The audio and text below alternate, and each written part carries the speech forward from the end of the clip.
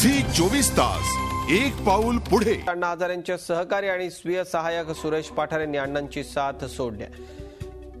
त्यांनी त्यांचा राजीनामा अण्णांकडे सोपवला असून अण्णांनी पठारेंचा राजीनामा मंजूरही केलाय। वैयक्तिक कारणांमुळे आपण राजीनामा देत असल्याचं पठारेंनी सांगितलंय। मात्र मागच्या काही दिवसांपासून अण्णांचे सहकारी त्यांच्यापासून दूर जात असल्याचं चित्र आहे। अत्यंत महत्त्वाची ही बातमी आपल्यासोबत आहे। विश्वंभर चौधरी आपल्यासोबत आहेत, आपण त्यांच्याकडे जाऊयात। विश्वंभरजी, अण्णा असतील किंवा सुरेश पठारे असतील, या सगळ्यांच्या आपण निकटवर्ती आहात। नेमकं काय कारण आहे सुरेश पठारेंनी राजीनामा दिलाय, अण्णांची साथ त्यांनी देखील सोडली? आता गेले 2-3 दिवस माझा काही राळेगणशी संपर्क झाला नव्हता बरं, आणि त्यामुळे मला त्यात खरं काही माहिती नव्हतं। आता ही माध्यमांकडूनच मला बातमी कळली।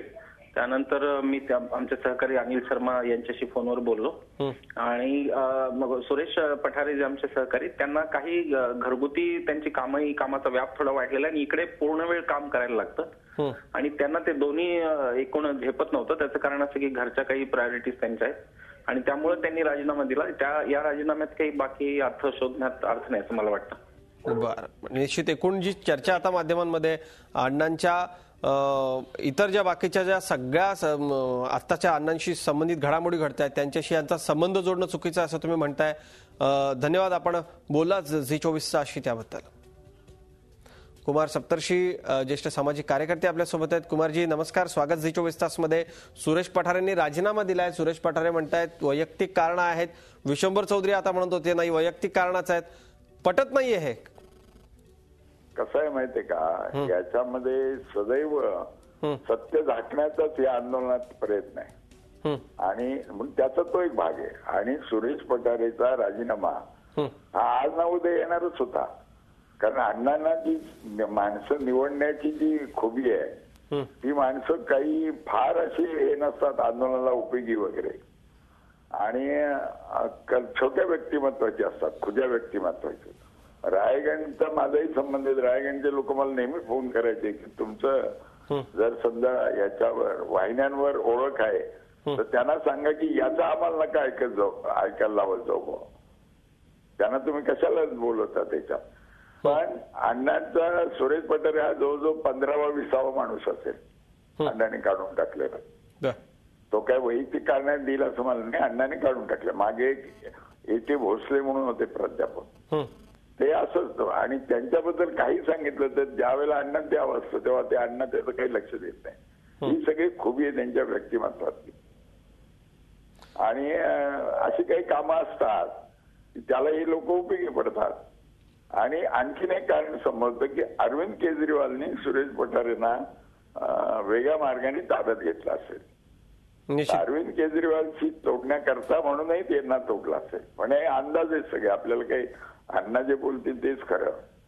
निश्चित अण्णा जे बोलतील ते खरं आहे, पण एकूण तुम्ही सांगताय तुम्ही अनेक वर्ष हे सगळं पाहताय, अण्णांची देखील तुमचा अनेक वर्षांपासूनचा परिचय किंवा एकूण सगळ्या अण्णांची वाटचाल तुम्ही बघितली आहे।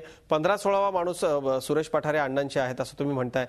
या पुढे नेमकी अण्णांची वाटचाल नेमकी काय असेल? कारण आता ज्या सगळ्या घडामोडी घडतायत किंवा आज सुरेश पठारे जाणं हे देखील असं वैयक्तिक कारणामुळे जाईल असं वाटत नाही। नेमकं कुमारजी या सगळ्या अण्णांच्या तुम्ही, कारण आंदोलनामध्ये तुम्ही काय काय बोलला होता ते सगळं आजही माझ्या लक्षात आहे, आणि तुम्ही जसं एकूण तुम्ही सांगितलं होतं की हे माध्यमांचं आंदोलन आहे किंवा ज्या तुम्ही सगळ्या शक्यता सांगितल्या होत्या त्या कुठेतरी हळूहळू आता समोर येताना दिसत आहेत। काय तुम्ही या पुढचं भवितव्य तुम्हाला कसं दिसतंय सगळं? मला नाही दिसत काही याच्यात भवितव्य, बरं का।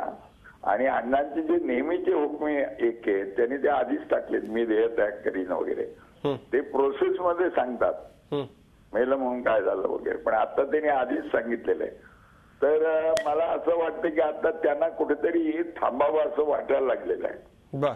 आणि जर 5 लोकांना तुम्हाला पटवता येत नाही, 5ची टीम राखता येत नाही, इतकं तर नेत्याच्यामध्ये किमान संघटन असतं, नाही तर ते 5 निवडताना तुम्ही चुकीचे निवडले आणि चुकीचे ज्याला माणसांची निवड आहे ते संबंध देशाला कसं लीड करणार?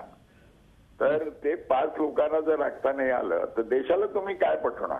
महात्मा गांधींनी असं म्हटलेलं आहे की तुम्हाला जे पटतं ते सामाजिकच असतं, कधीही कोणाचं वैयक्तिक नसतं। तर ते जे सामाजिक तुम्हाला पटलं ते तुम्हाला दुसऱ्याला का पटवून देता येत नाही? याचा अर्थ तुम्हालाच मनात ते नीट पटलेलं नसतं. निश्चित. असं त्याचा अर्थ आहे. जी कुमारजी, खूप खूप धन्यवाद. झी24 तासशी आपण बोललात आणि खूप काही सांगणार आहे, कारण या आधी तुम्ही जे काही सगळे अंदाज लावले होते ते सगळे मला आठवता येतात आजही, आणि म्हणून या तुमच्या वाक्याला अत्यंत महत्व आहे. धन्यवाद पुन्हा एकदा आपल्या. झी 24 तास, एक पाऊल पुढे.